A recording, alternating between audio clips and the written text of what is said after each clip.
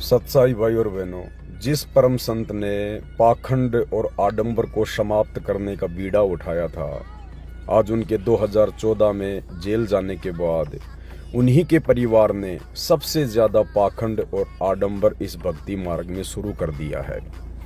भाई और बहनों, आपने शुरुआत में वीडियो देखा तो आपको लगा कि ये ज़रूर कोई मैरिज गार्डन है, ज़रूर कोई शादी विवाह का यहाँ पर प्रोग्राम हो रहा है।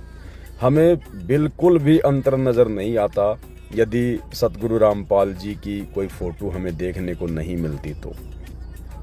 भाई और बहनों, वर्तमान में ये आडंबर पूरी तरह से सभी सतलोक आश्रमों में छाया हुआ है। संत रामपाल जी परमेश्वर जी का मिशन क्या है? अरे ये आश्रम है या कोई मैरिज गार्डन है? इस प्रकार की सजावट, डेकोरेशन आश्रमों में भला किस काम की? ये तो शादी विवाह के पंडाल में होती है, मनोरंजन की जगहों पे होती है, मन बहलाने की जगहों पे होती है। आश्रम में तो परमात्मा की चर्चा की जाती है। आश्रम में तो लोग आंसू बहाते हुए अपने गुरुदेव भगवान के प्रवचन सुनते हैं, परमेश्वर का धन्यवाद करते हैं, रोते हैं कि परमेश्वर आपने कैसे हमें अपनी शरण में ले लिया। हे परमात्मा, इस काड़ लोक की झूठी चक्का चौंध से बाहर निकालकर आपने हमें भगत बनाया। और इन आश्रमों में भी यदि इसी प्रकार से चाइनीज लाइटें, जगमगाती हुई रोशनी, दुनिया भर का डेकोरेशन, दुनिया भर की सजावट, ये आश्रम है या कोई मन बहलाने के अड्डे हैं? इन आश्रमों में परमात्मा के सत्संग सुनने के लिए आया जाता है या फिर अपना मनोरंजन करने के लिए? परम संत हिसार जेल में 10 साल से बैठा है, 70 साल से ऊपर की उम्र हो चुकी है। कितनी पीड़ा, कितना दर्द होता होगा, कितना वो कष्टमय जीवन उनको जीना पड़ रहा है।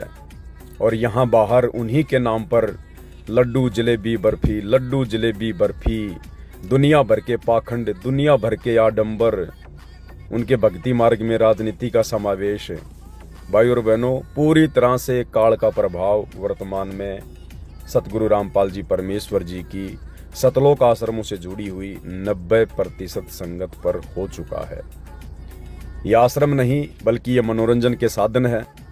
और भाई और बहनों, मैं दावे के साथ में कह सकता हूँ, यदि यहाँ पर एक बड़ा सा डीजे और लगा दिया जाता और फिल्मी गाने चला दिए जाते तो सैकड़ों की संख्या में युवा लड़के और लड़कियाँ जो भगत हैं वो यहाँ पर उछल कूद करने लग जाते, क्योंकि ज्ञान आधार तो किसी भगत को है ही नहीं।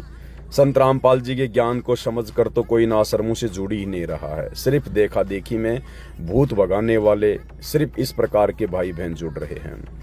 अब बताइए, ये दुनिया भर का जो डेकोरेशन कर दिया गया है, लाखों रुपयों का डेकोरेशन जो कर दिया गया है, क्या ये भगत समाज के दान की बर्बादी नहीं है? क्या बिना इन चाइनीज लाइटों के, क्या बिना इस प्रकार की चक्का चौंध के बैठकर आश्रम में सत्संग नहीं सुने जा सकते? ये टोटल बकवाद है, काल की बकवास है। भगत समाज के दान धर्म का पैसा यहाँ पर काल के द्वारा इन बकवादों में बर्बाद करवाया जा रहा है ताकि सबके कर्म फूटें। तो भाई और बहनों, शुक्र मनाओ गुरुदेव भगवान का, जिन्होंने आप और हम चंद आत्माओं को साध संगति से जोड़ दिया। परमेश्वर ने हमारे आचार विचार व्यवहार में इस कदर बदलाव कर दिया जो हम सोच भी नहीं सकते थे। आज सतलोक आश्रम मैनेजमेंट हरियाणा वालों को यदि हम सत्सेवक भाई बहन अपने से तुलना करें तो भाई और बहनों, आज ये लोग हमारे आसपास भी भक्ति मार्ग में नहीं टिकते हैं। तो गुरुदेव भगवान का बारंबार धन्यवाद करें। और जितने भी भाई बहन हैं, सबसे प्रार्थना है, समय रहते साध संगति के वीडियो देखना शुरू कर दें, अन्यथा आने वाला समय इतना भयानक है। गुरुदेव भगवान केवल उसी आत्मा को सहारा देंगे जो आत्मा मर्यादा में होगी, आडंबर और पाखंड से दूर होगी, अन्यथा भाई कुछ भी बचाव नहीं होगा। सत साहेब।